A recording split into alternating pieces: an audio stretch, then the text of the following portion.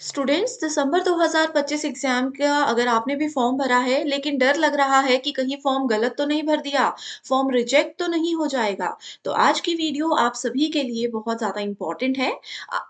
आप सबको मैं बताने वाली हूँ कि 5 ऐसे रीज़न होते हैं सिर्फ़ जिनकी वज़ह से फॉर्म रिजेक्ट होते हैं। ऐसा नहीं है कि थोड़ी-सी भी मिस्टेक हो गई तो फॉर्म रिजेक्ट हो जाएगा। तो क्या वो रीज़न्स हैं जिससे आपका फॉर्म रिजेक्ट हो सकता है?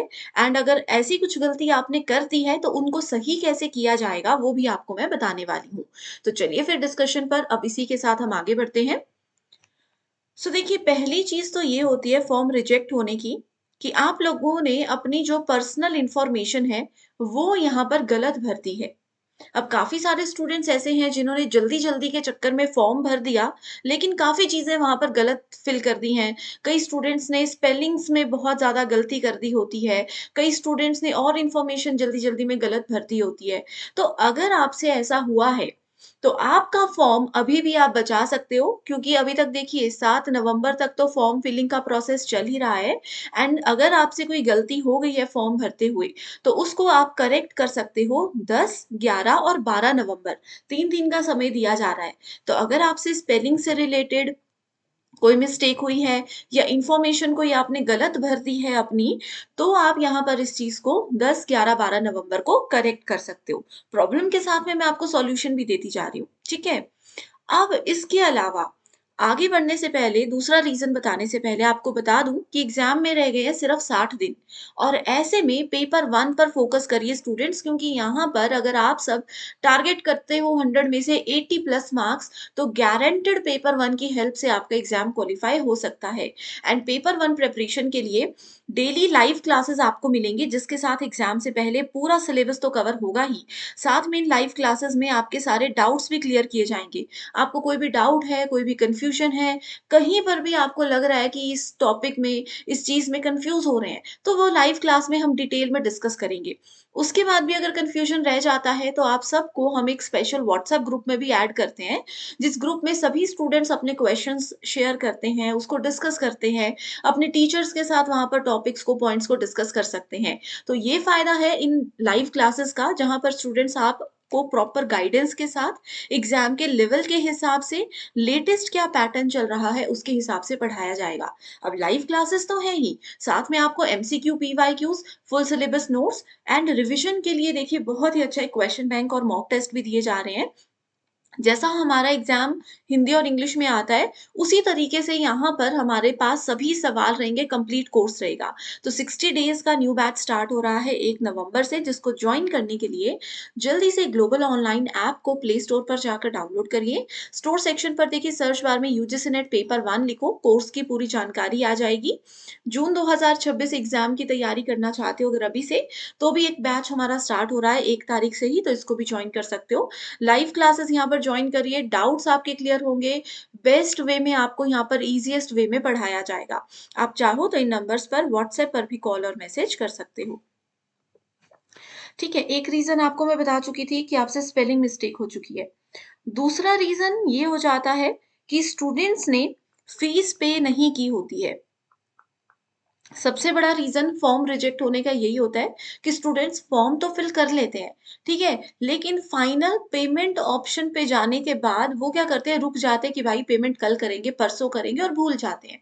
और अगर आपने भी ऐसा किया है कि आपकी फॉर्म्स की पेमेंट जो है वो नहीं की है, ठीक है? फीस पे नहीं की है, तो ऐसे में 100% श्योर है कि आपका फॉर्म रिजेक्ट होगा ही होगा। अब फीस अगर पे कर दी है तो उसकी स्लिप भी आप लोगों ने सँभाल कर अपने पास रखनी है, प्रिंट करवाने की ज़रूरत नहीं है, उसकी चाहे स्क्रीनशॉट या फ़ोटो अपने सामने रख लो, अपने पास रख लो, ताकि बाद में अगर कुछ दिक्कत हो तो आप लोगों के पास सबूत रहेगा कि भाई हमने पेमेंट की हुई थी, ठीक है? फीस अपने पे की हुई थी। सो फीस का एक बहुत बड़ा रीज़न रहता है फॉर्म रिजेक्ट होने में। तीसरा रीज़न है कि स्टूडेंट्स क्या करते हैं रॉन्ग सब्जेक्ट कई बार जल्दी-जल्दी में सेलेक्ट कर देते हैं। जैसे मान लो मेरा यूजीसी नेट का सब्जेक्ट होना था कंप्यूटर साइंस, ठीक है? लेकिन मैंने जल्दी-जल्दी के चक्कर में कहीं और क्लिक कर दिया और उसको क्रॉस चेक किया ही नहीं।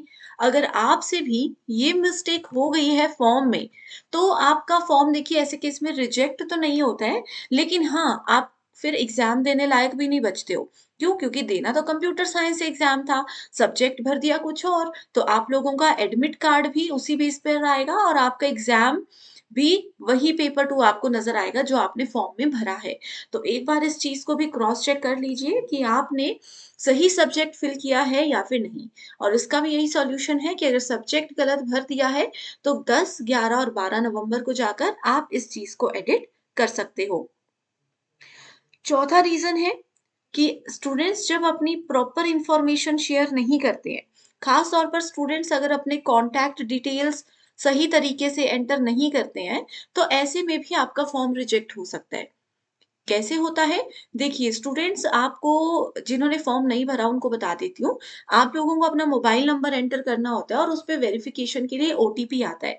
आपको अपनी ईमेल आईडी एंटर करनी होती है और उसमें वेरिफ़िकेशन के लिए ओटीपी आता है।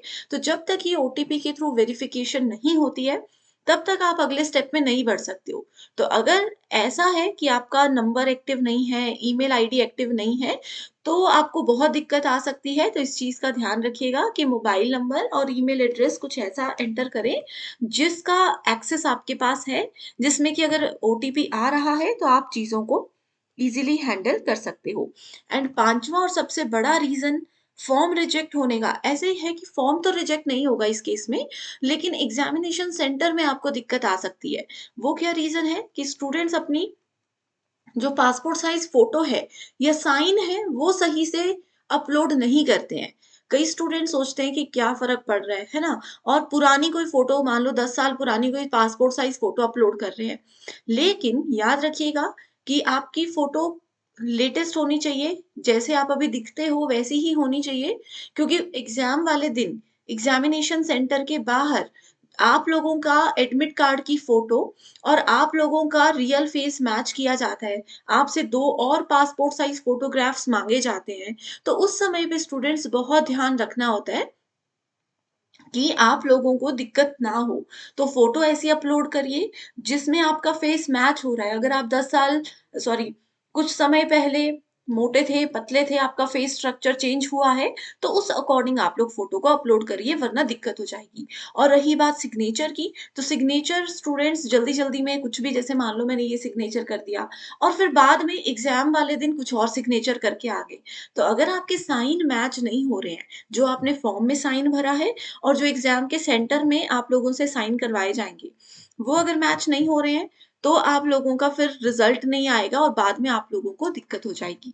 ठीक है? तो इन छोटी-छोटी चीज़ों का ध्यान रखना है और इन्हीं को ध्यान में रखते हुए आप लोगों ने फॉर्म भरना है, अगर गलती हो गई है तो 10 से 12 नवंबर का समय आपके पास होगा ही होगा, ठीक है? तो इन चीज़ों का ध्यान रखिए और यहाँ पर देख सकते हो पेपर 1 का जैसे मैंने आपको बताया कितने सारे स्टूडेंट्स थे, जिन्होंने अक्टूबर-नवंबर में लास्ट ईयर हमारा बैच जॉइन किया और 2 से 3 महीना पढ़कर ही एग्ज़ाम क्वालीफाई किया, ठीक है? जून एग्ज़ामिनेशन का रिज़ल्ट यहाँ पर आप स्टूडेंट्स का देख सकते हो। ये देखिए, कितने सारे स्टूडेंट्स हैं जिन्होंने बहुत ही अच्छा स्कोर किया था। स्टूडेंट्स ने अपने रिज़ल्ट्स अपने साथ हम हमारे साथ शेयर किए थे और वो आप यहाँ पर देख सकते हो कि कैसे जेआरएफ स्टूडेंट्स का क्वालीफाई हुआ है सिर्फ़ 60-70 दिनों में पेपर 1 की तैयारी करके।